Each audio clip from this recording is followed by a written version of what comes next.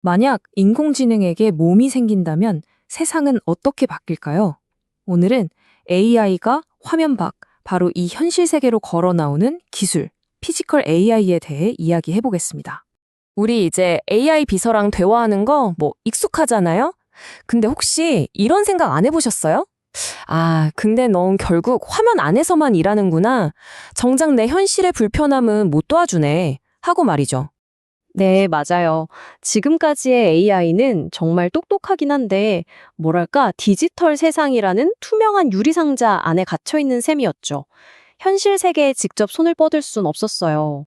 바로 이 질문이 오늘 우리가 파헤쳐볼 피지컬 AI의 핵심입니다. AI가 화면 밖으로 나와서 우리 세상과 직접 부딪히기 시작하는 것. 야, 이건 정말 모든 걸 바꿔놓을 거대한 전환의 시작이거든요. 지금부터 그 의미를 제대로 한번 들여다보죠. 자, 그렇다면 요즘 AI 업계에서 가장 뜨거운 화두인 피지컬 AI. 이게 정확히 뭘까요? 이건 정말 중요한데요.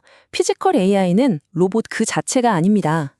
그 로봇을 움직이는 진짜 뇌, 바로 그 지능을 말하는 거죠. 센서라는 눈과 귀로 현실을 보고 상황을 분석해서 기계의 몸을 움직이게 하는 겁니다. 그러니까 단순한 기계가 아니라 마침내 몸을 얻은 지능이 탄생한 셈이에요. 이쯤 되면 잠깐만요. 로봇은 원래 있었잖아요? 하고 생각하실 수 있어요. 네, 맞습니다. 하지만 피지컬 AI가 탑재된 로봇은요, 우리가 지금까지 알던 그런 로봇과는 아예 차원이 다릅니다. 자, 이 표를 보시면 그 차이가 확 느껴지실 겁니다.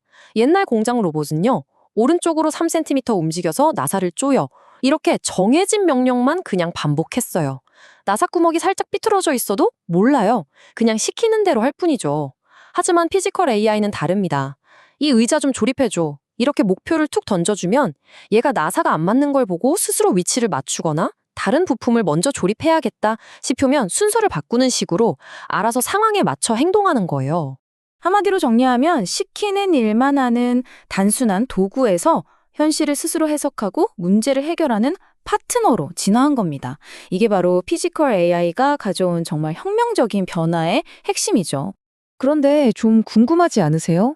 왜 하필 지금일까요? 무엇이 피지컬 AI를 갑자기 기술 혁신의 가장 뜨거운 중심으로 밀어 올렸을까요? 바로 이 사람, AI 산업의 거물이죠. 엔비디아의 CEO 젠슨 황이 이렇게 딱 선언을 했습니다. 이게 무슨 뜻이겠어요? 이제 글자나 이미지만 이해하던 AI가 드디어 중력이나 마찰 같은 물리 법칙을 이해하는 단계, 즉 현실 세계로 나올 준비가 끝났다는 신호탄이었던 겁니다. 이게 그냥 말로만 하는 소리가 아니에요. 자, 이 그래프 좀 보세요. 글로벌 피지컬 AI 시장이 매년 평균 23.3%씩 큰다는 건데 이게 얼마나 폭발적인 거냐면요. 2030년에는 지금 시장보다 2배 이상 커진다는 얘기입니다. 지금 전 세계의 거대한 자본과 천재들이 전부 이 미래를 향해 달려가고 있다는 뜻이죠. 사실 이건 어떻게 보면 AI 발전의 아주 자연스러운 다음 단계이기도 해요. 세상을 보고 듣는 법을 배운 인지 AI에서 그걸로 새로운 걸 만들어내는 생성 AI를 거쳐서 이제는 현실에서 직접 움직이고 행동하는 피지컬 AI로 진화하고 있는 거죠. 자, 그럼 이 대단한 피지컬 AI가 구체적으로 우리 삶을 어떻게 바꾸고 있는지 실제 사례들을 한번 쭉 훑어볼까요? 산업 현장은 이미 가장 큰 변화의 파도를 맞고 있습니다. 스마트 팩토리에선 로봇들이 사람보다 훨씬 더 정밀하게 부품을 조립하고요. 거대한 물류 창고에선 AI 로봇들이 알아서 길을 찾아 물건을 나릅니다. 놀라지 마세요. 아마존은 벌써 100만 대가 넘는 로봇을 현장에서 쓰고 있다고 해요. 우리가 매일같이 이동하는 방식도 완전히 달라질 겁니다. 자율주행차는 물론이고 이제는 드론이 사람이 가기 위험한 다리나 송전탑을 점검하고 더 나아가서는 도시 전체의 교통과 에너지 시스템을 AI가 가장 효율적으로 관리하게 될 거예요.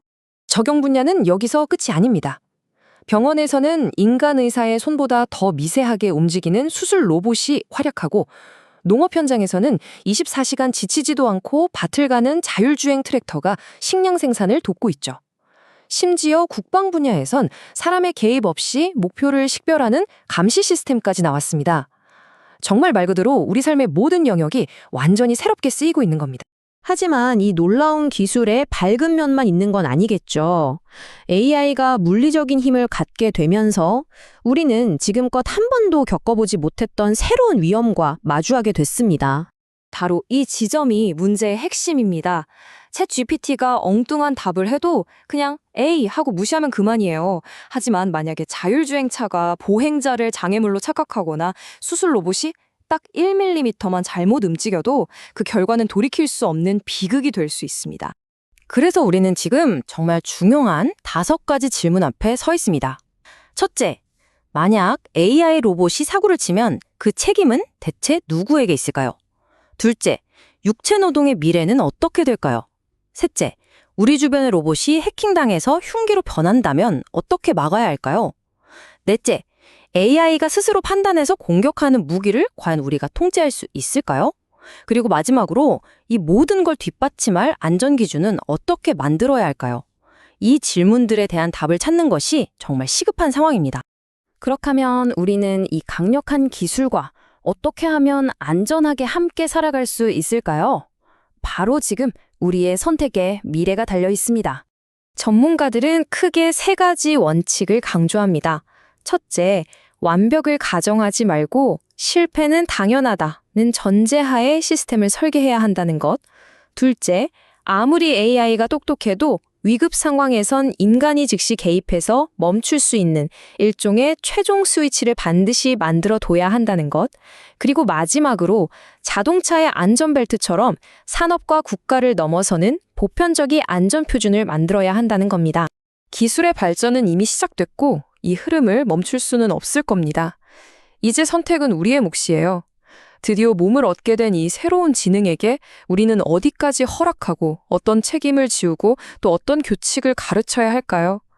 이 질문에 대한 사회적 합의를 만들어 나가는 것, 이것이 바로 지금 우리에게 주어진 가장 중요한 과제일 겁니다.